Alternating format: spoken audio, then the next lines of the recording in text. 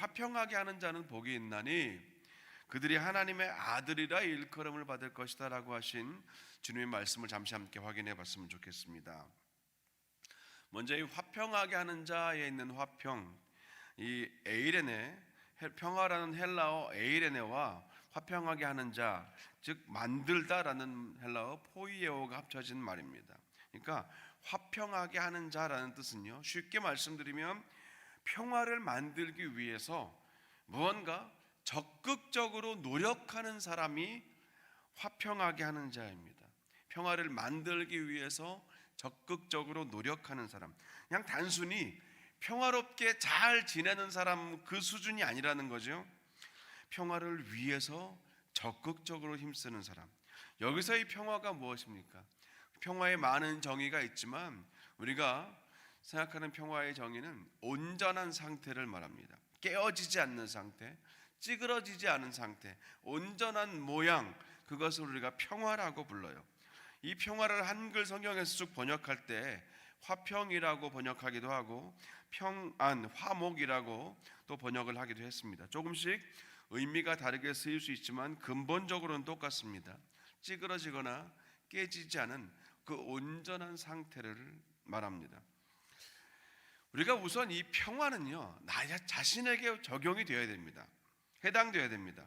찌그러지거나 깨지지 않는 건강한 자아상, 내가 내 자신을 바라보는 그 건강한 자아상을 회복하고 세워가는 것이 먼저라는 거죠. 내 안에 그 화평, 평화가 있어야 평화를 적극적으로 만들어내는 삶을 제대로 살아낼 수 있기 때문에 그렇습니다. 우리는 누구나 상처가 있습니다. 상처를 받습니다.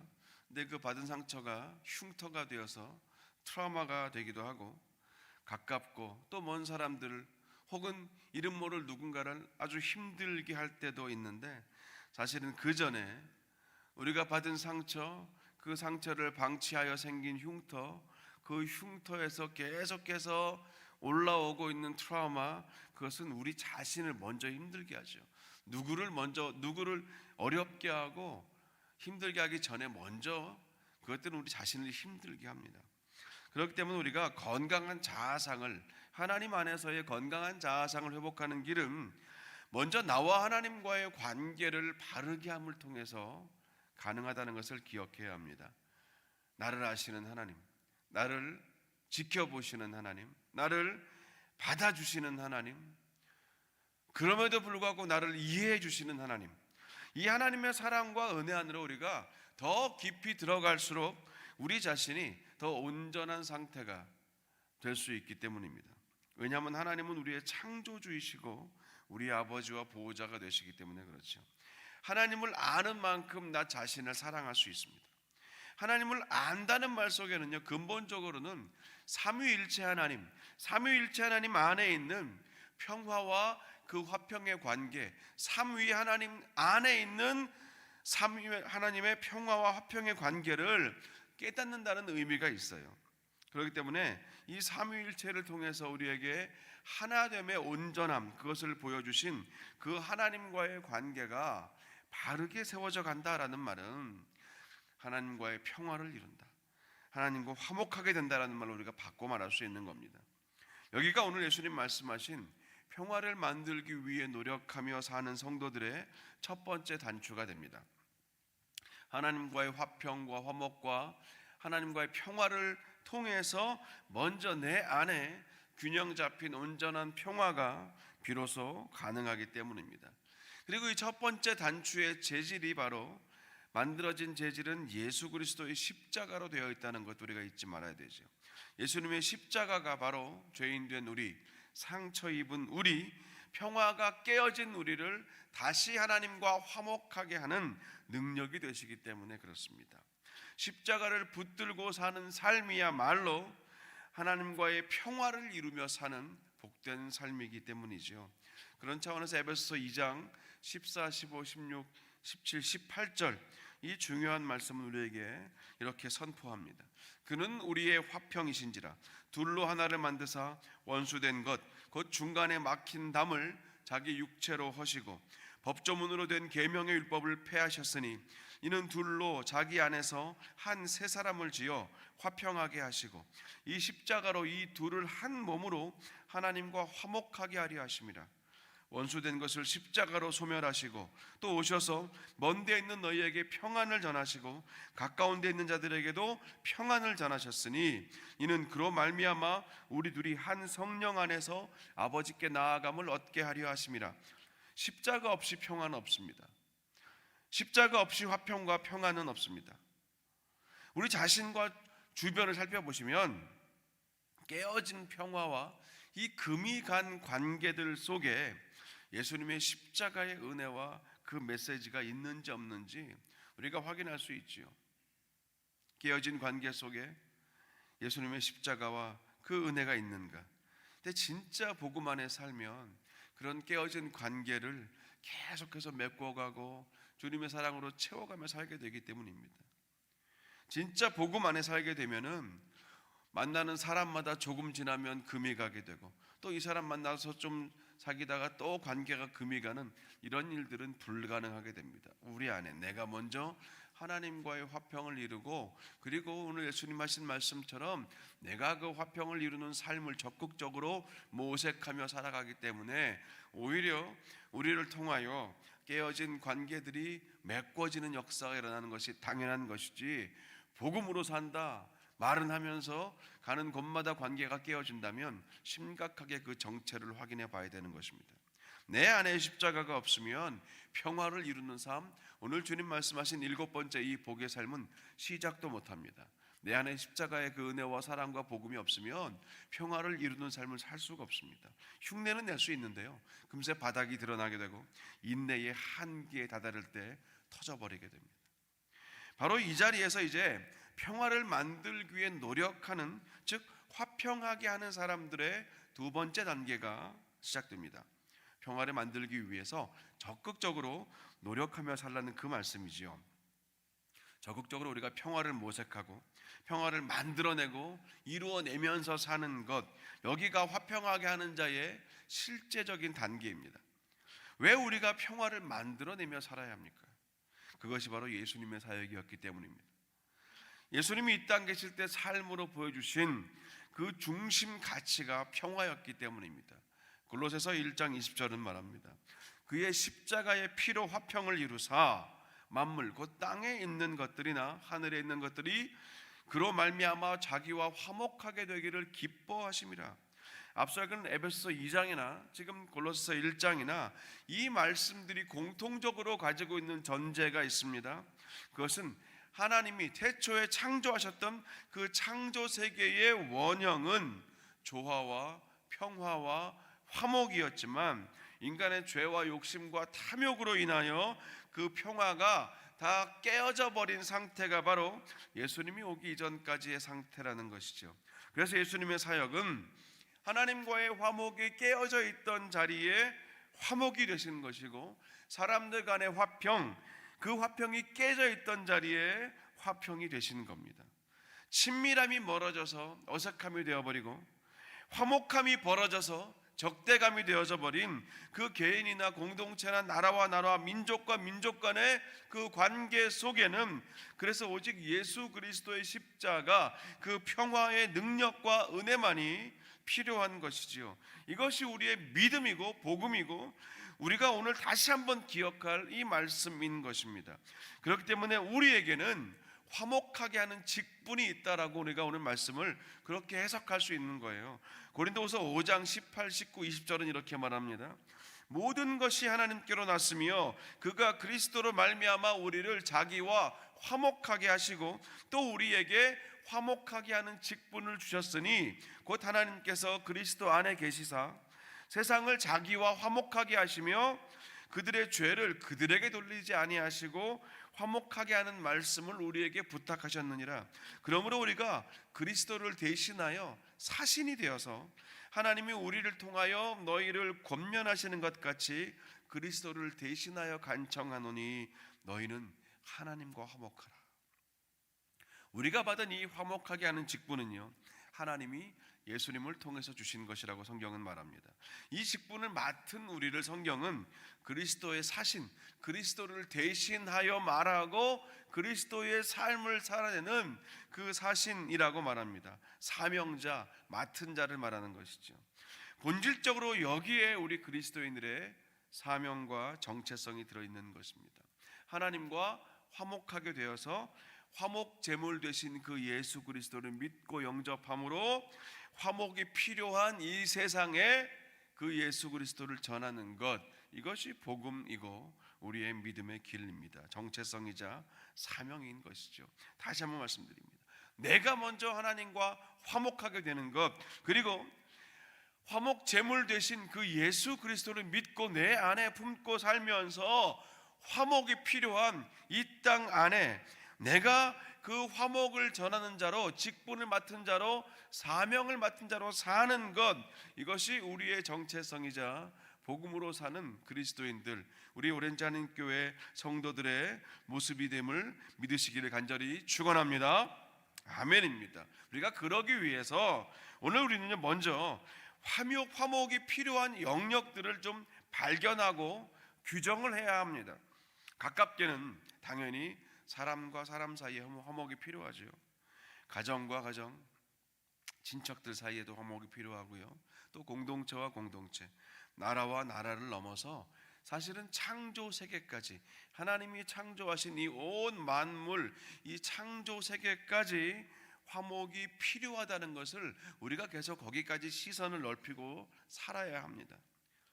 개인적으로 저의 지난 인생과 사역 안에서 이제 드러난 모습만 돌아보니까 말씀을 준비하면서 화평하게 하는 자, 화목하게 하는 자로서 노력하면서 꽤 많은 힘을 기울이며 살아왔던 것 같아요.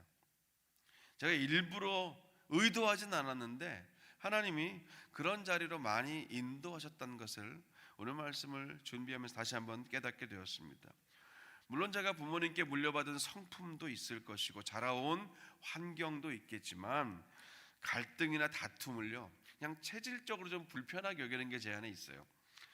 그래서 혹 누군가 어디에 그 중간에 들어가서 평화를 만들고 좀 화평하게 하는 일을 그래도 꽤 열심히 30년 이상 목회자로 살면서 해왔던 것 같습니다. 근데 오늘 말씀을 준비하면서 제 자신의 조금 더 본질적인, 조금 더 그 감춰져 있는 모습을까지 하나님께서 보여주시더라고요. 화평하게 하는 삶, 제가 나름대로 평화를 이루는 그 직분을 감당한다고 생각했는데 그 원동력을 하나님께서 물어보시더라고요. 네가 부모님께 받은 성품과 평생 그렇게 살아온 환경 때문에 그렇게 그런 건지 아니면 오늘 말씀처럼 예수님의 십자가 은혜와 하나님의 무한한 사랑 때문에 그러는지 다시 한번 돌아보라고 말씀하셔요. 그냥 다툼과 갈등이 싫고 불편하고 그냥 그래서 그렇게 살아왔는지, 아니면 내 안에 정말 하나님과의 화목함, 예수 그리스도의 그 십자가를 통한 화목의 은혜가 더 깊이 새겨져 있어서 그 은혜 붙들고 그런 삶과 그런 사역을 했는지 다시 한번 제 자신에게 물어보며 반성하고 또 회개하는 시간을 가졌습니다. 예수님의 십자가만을 더욱 의지해서 그 십자가의 능력을 통해서 더 우리가 적극적으로 평화를 모색하고 더 적극적으로 화평을 이루는 그러한 삶을 살아야 하지 않겠습니까? 교회는요 어떤 경우에도 화평해야 합니다. 어떤 경우에도 평화가 무너지지 말아야 됩니다. 교회는 그 평안이 깨어지면 안 되는 공동체예요. 깨어질 수 없는 공동체입니다.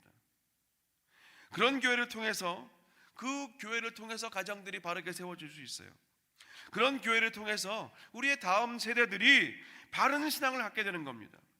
사랑하는 우리의 다음 세대들에게, 우리 가정과 교회의 다음 세대들에게 늘 다투는 교회, 갈등하는 어른들, 조용할 날이 없는 그런 교회를 감히 우리가 어떻게 신앙의 유산으로 물려줄 수 있습니까?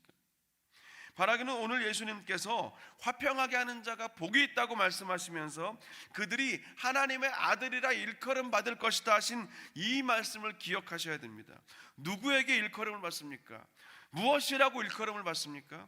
확실한 것은 하나님의 아들이라고 일컬음을 받는다는 것이죠. 그리고 그렇게 일컬은 사람들은 하나님 밖에 있는 세상 사람까지 포함한 모든 사람들입니다. 하나님의 아들, 하나님의 자녀다라고 우리가 말할 때 가장 중요한 미닝은 상속입니다. 상속. 하나님의 나라와 그 영원하신 기업을 상속받는 것이 우리의 정체성인데, 이 정체성은요, 들키지 말고 사는 것이 아니라 들키면서 살아야 됩니다. 이 세상에서는 어마어마한 유산이나 혹은 전혀 상상도 못했던 어떤 그런 유산을 받았을 때, 아니면 로또에 맞았을 때 숨기며 살라 그러잖아요. 감추며 살라 그럽니다. 그런데 믿음은 전혀 그렇지 않아요. 우리 신앙생활에서는, 이 믿음의 세계 안에서는 하나님께 받은 이 믿음의 유산, 나의 영원하신 그 기업은 감추며 품고 사는 게 아니라 나타내며 살아야 되는데, 저는 그것을 들킨다라는 표현을 자주 사용합니다. 들키면서 살아야 돼요. 감출 수가 없도록 들켜지는 것, 그것이 우리 그리스도인의 외적인 삶입니다. 이것을 전도라고 바꿔서 말하기도 하지요. 그렇다면 누구에게 들킬 것인가를 우리가 결정하는 것이 남아 있습니다. 먼저는 방금 말씀드린 각각 가까운 가족들이나 친구들이나 자녀들이지요. 그들의 입에서 우리 아버지, 어머니, 할아버지, 할머니는 정말 하나님의 자녀구나, 이런 인정이 나와야 됩니다. 그리고 그 범위는 계속 넓어져야 됩니다. 그게 선교 아닙니까? 좀 표현이 익숙하지 않지만 들키면서 산다는 것이 오늘 우리가 가져야 될 전 두 번째 결단의 지점이라고 믿습니다. 이 두의 결단을 하나로 합쳐본다면 이렇게 한 문단으로 말할 수 있습니다. 화평이 필요한 곳에서 적극적으로 평화를 만들어내는 그런 삶을 살다 보면 결국 우리 안에 계신, 내 안에 계신 살아계신 하나님을 들키게 됩니다. 우리가 붙들고 사는 예수 그리스도의 십자가를 들키게 돼요. 우리가 받은 영적 유산과 영원하신 기업을 들키게 됩니다. 이것이 오늘 우리의 이 말씀을 통한 삶의 실제적인 결단이에요. 들키면서 살아야 됩니다. 아무도 몰랐어요. 아니, 교회 다니셨어요? 내가 30년 동안 같이 지냈는데 몰랐어요. 이게 자랑이 아닙니다. 어쩔 수 없이 새어나오는 빛처럼 그렇게 들키는 삶을 살아가는 것, 그러기 위해서 우리는 화평이 필요한 곳을 우리가 결정하고 결단해야 합니다.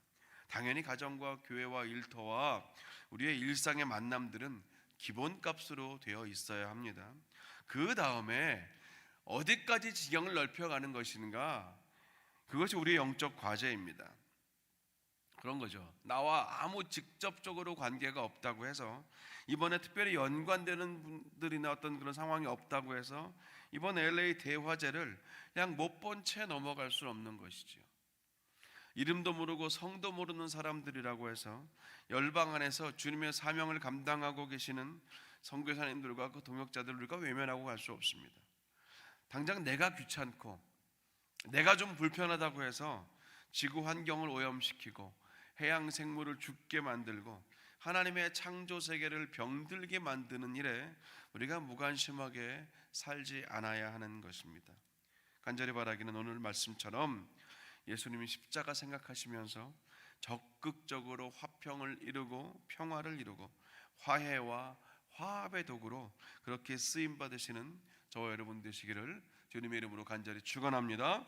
그래서 우리의 가정과 우리의 다음 세대들에게, 그리고 믿건 믿지 않건 우리가 만나고 접하는 우리의 지인들과 이웃들과 사람들에게 저와 여러분이 평화를 적극적으로 모색하여 이루며 사는, 평화를 기다리는 자가 아니라 오늘 예수님 말씀처럼 적극적으로 평화를 만들어내면서 힘들지만 중간에 끼어 들어가서 하나님의 그 사랑으로 평화를 만들어내는 그런 하나님의 자녀임을, 평화를 이루는 자임을 들키며 사시는 그런 저와 여러분 되시기를 간절히 축원합니다.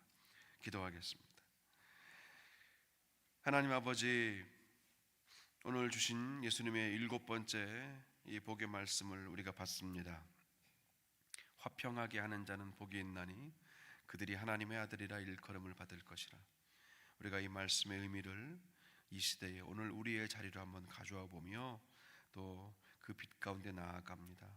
주님, 우리 한 사람 한 사람에게 주신 이 말씀을 품고 또 오늘도 또 우리의 인생을 살게 하여 주시고, 그런 우리 가정과 교회가 적극적으로 평화를 도모하며 화평을 모색하며 그렇게 내 안에 있는 화평을 전하며 하나님께 받은 십자가 평안을 전하며 사는 우리가 되게 하여 주시옵소서.